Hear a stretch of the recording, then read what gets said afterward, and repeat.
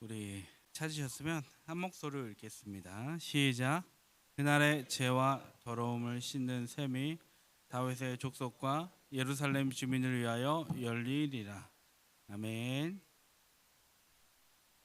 마르지 않는 셈, 마르지 않는 셈이라는 제목으로 하나님 말씀 전하겠습니다. 오래전 TV에서 앞으로 슈퍼마켓에서 물을 사 먹는 시대가 올 겁니다라는 뉴스를 본 적이 있습니다. 여러분도 보셨을 텐데 이제 그때는 이제 보리물을 보리차를 끓여도 맛이 있던 시대라서 와닿지 않았습니다. 근데 이제 얼마 지나지 않아서 갑자기 생수가 유통되기 시작했고 지금은 이제 재난지원 물품의 필수로 속할 정도로 뭐 라면 또 이것저것 통조림 속할 정도로 우리의 생명과 직결된 것이 이게 생수가 아닌가 그렇게 생각합니다. 스가랴가 오늘 성경에서 말하고 있는데 뭘 말하냐면 이제 샘물 그걸 말하고 있습니다. 그날 샘물 이게 오늘 중요한 핵심 단어인데 스가랴가 오늘 말하고 있는 그 샘물이라는 단어는 단순히 육신을 해결하는 물은 아닙니다. 육신을 해결하는 물이 아니에요. 메시아가 이 땅에 오셔서 영혼의 생명과 회복을 주는 은혜의 샘물이다라는 거예요. 스가랴가 말하는 샘물은 우리의 영혼을 새롭게 하고 살리는 샘물이다.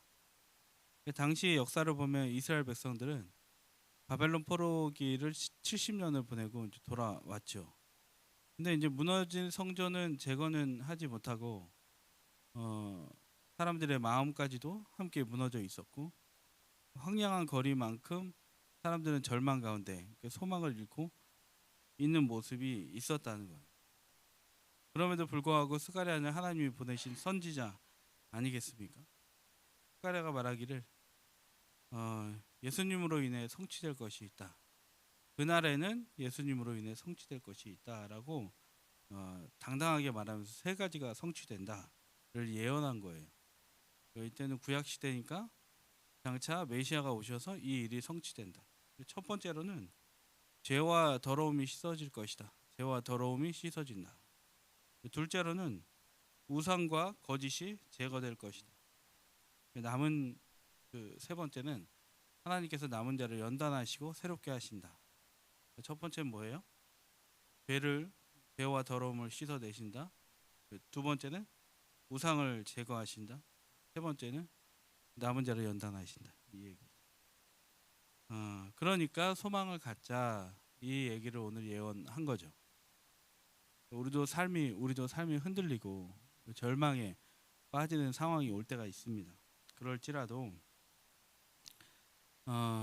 이스라엘 백성에게 이 스가랴가 선지자가 말씀을 준 것 같이 그리고 그들이 말씀을 받은 것 같이 우리도 흔들리는 상황에서도 주님 말씀 붙들고 다시 세워지는 믿음의 종들 되시기를 바랍니다. 이제 스가랴가 대언한 세 가지 선포를 하나씩 살펴보도록 하겠습니다. 첫 번째는 죄와 더러움을 씻어내십니다. 1절을 보시면 그 날의 죄와 더러움을 씻는 셈이 다윗의 족속과 예루살렘 주민을 위하여 열리리라 이렇게 말합니다. 그날 뭐가 열린다는 거예요? 셈이 열린다. 이 열린 셈이 있다. 샘물이 나오는 그 셈이 있잖아요. 셈이 열린다. 열린 샘물이 죄와 더러움을 씻어낼 것이다.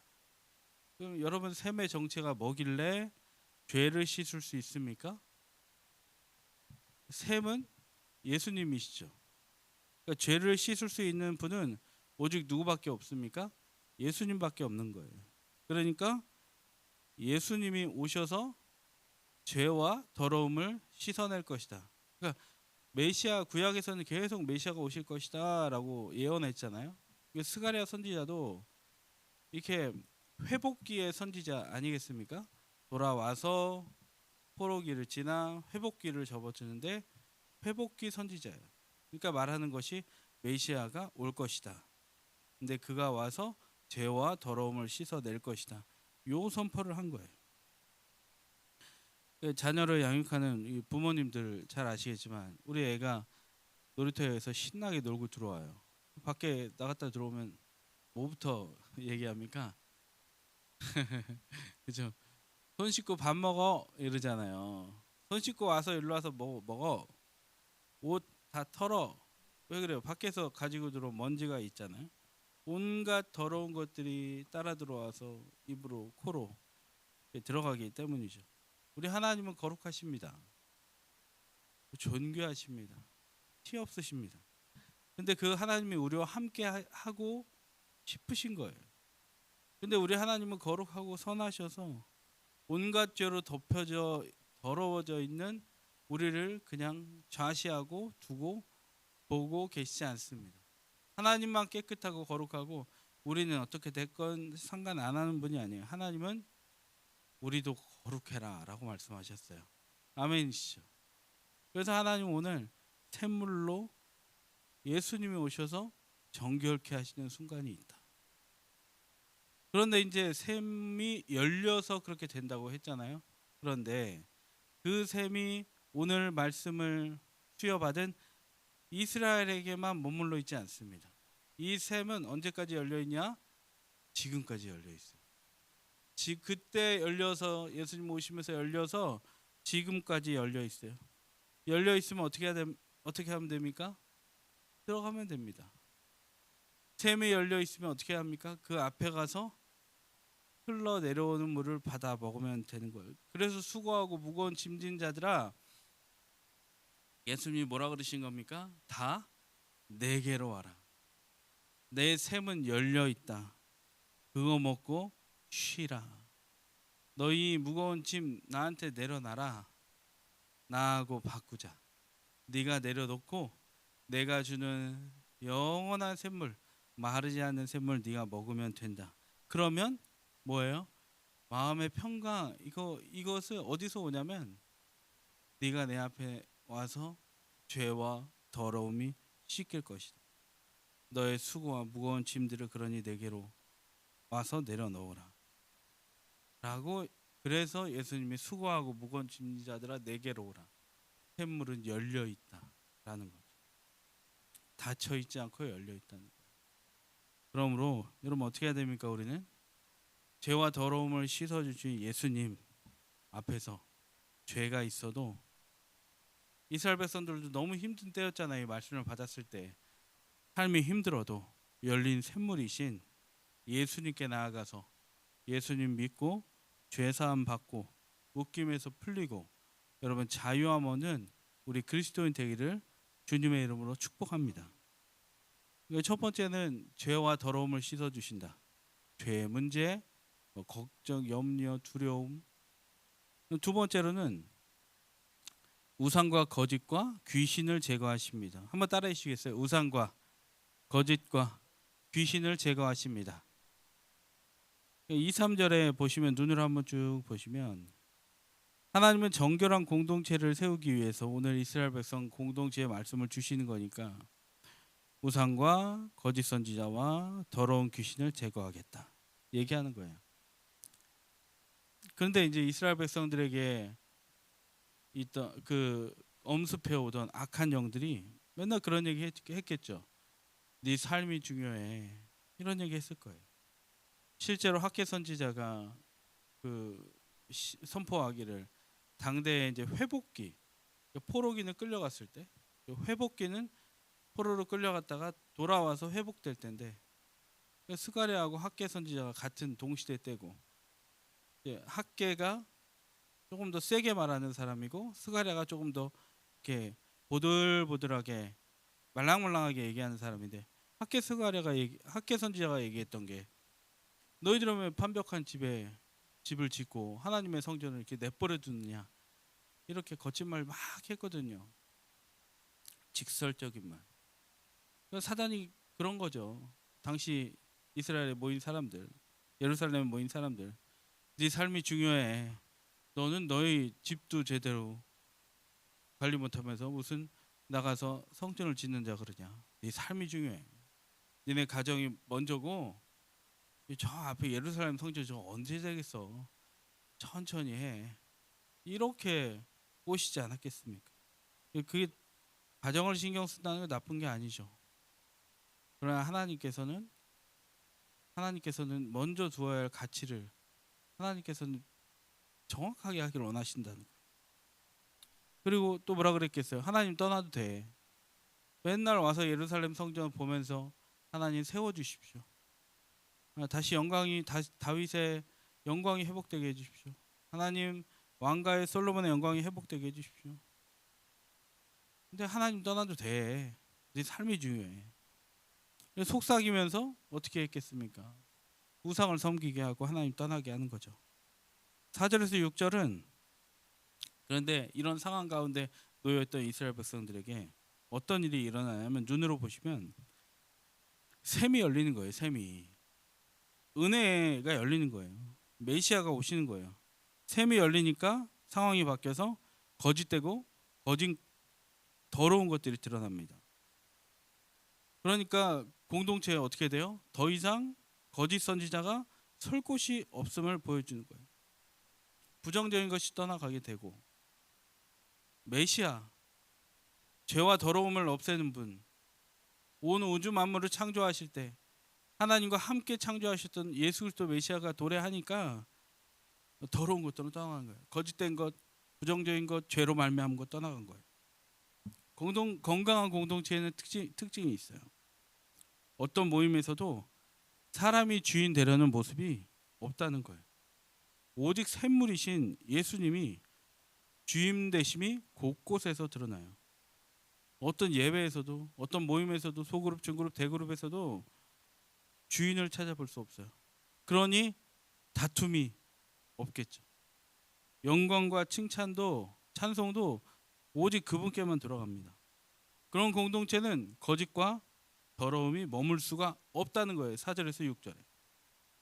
스가랴가 말하는 열린 샘물 메시아이신 예수님이 공동체에 찾아오시면 우상과 거짓과 악한 영들이 제거된다는 거예요. 이 말씀을 듣고 있는 우리는 어떻습니까? 하나님 나라 백성이면서도 우리는 거짓됨, 더러움에 빠져 있지 않습니까? 때로는 부끄러움을 가리기 위해서 내가 털옷을 입고 위장하고 있지는 않습니까? 여러분, 우리는 돌아봐야 할 줄로 믿습니다. 하나님, 나는 어떻습니까?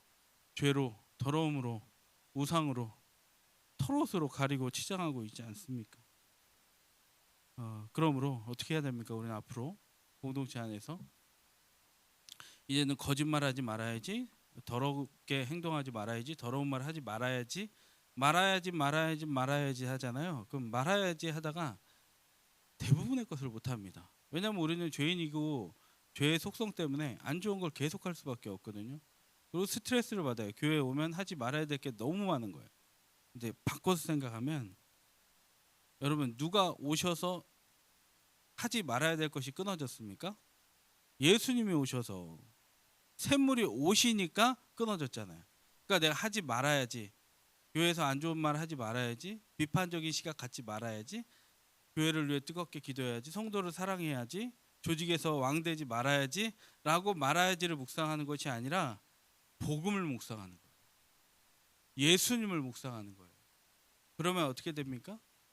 그 샘물이 나한테 콸콸콸콸 흘러 넘치니까 다른 걸 보고 싶지 않은 거예요. 샘물을 내가 받아 먹으니까 다른 음료가 먹고 싶지 않은 거예요. 내 안에 이미 가득 채워져 있기 때문에 다른 생수는 쳐다보고 싶지도 않은 거예요. 밥 엄청나게 먹었는데, 야식 먹었는데, 새벽 예배 야식을 2시까지 먹었는데 새벽 예배 나온다고 4시 반에 또 밥을 잘 안 먹잖아요. 이미 채워지기 때문에 다른 어떤 시도도 필요 없다는 거예요. 그러므로 교회가 뭘 추구해야 됩니까? 복음을 추구해야 됩니다. 샘물을 추구해야 됩니다. 하지 마십시오 한다고 되는 게 아니죠. 하지 말아야지 하면 되는 게 아니에요. 내가 힘들다, 부정적이다, 아니면 내가 자꾸 원망이 있다 교회에서, 그러면 뭐 해야 됩니까? 회개하고 복음으로 충만하기를 사모하시기 바랍니다.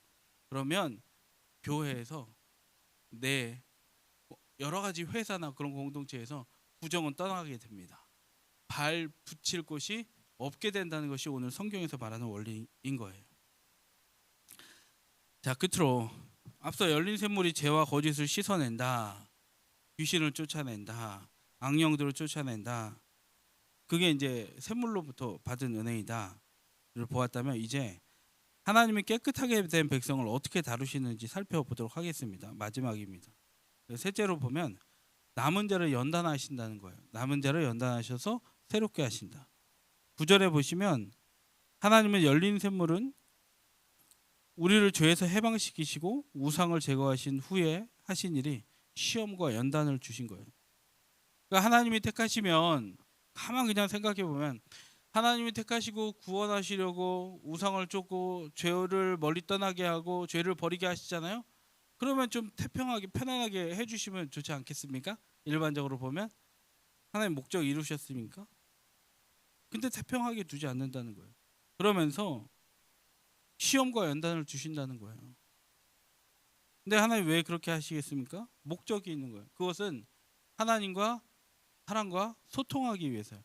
관계 형성하기 위해서 하나님은 사람에게 시험과 연단을 주신다는 거예요. 9절을 한 번 더 보시면 3분의 1을 은같이 연단하고 금같이 시험할 것을 말씀하시죠. 그때 그들이 이렇게 한다는 거예요.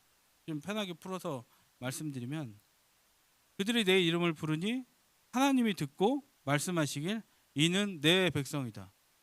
연단 가운데 사람들이 하나님을 불렀다는 거예요.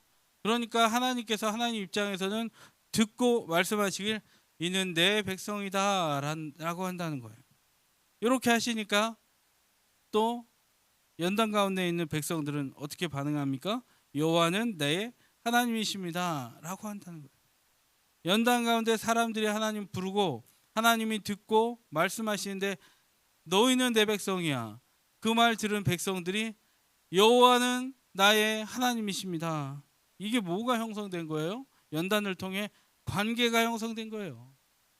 연단 받으니까 성장하고 닫혔던 문이 열리고 샘물이 열리고 그 샘물이 내게 들어오면 하나님의 마음을 알아듣게 되는 거예요. 그러면서 주거니 받거니 소통이 된다는 거예요. 그냥 일상으로 구원하시고 끝나는 게 아니에요. 하나님은 단계를 거쳐 가신다는 거예요. 우리 교리에도 칭의 받고 중생하고 거듭나지 않습니까? 그 다음에 바로 천국 가는 게 아니에요. 성화가 있습니다. 그리고 영화가 있어요.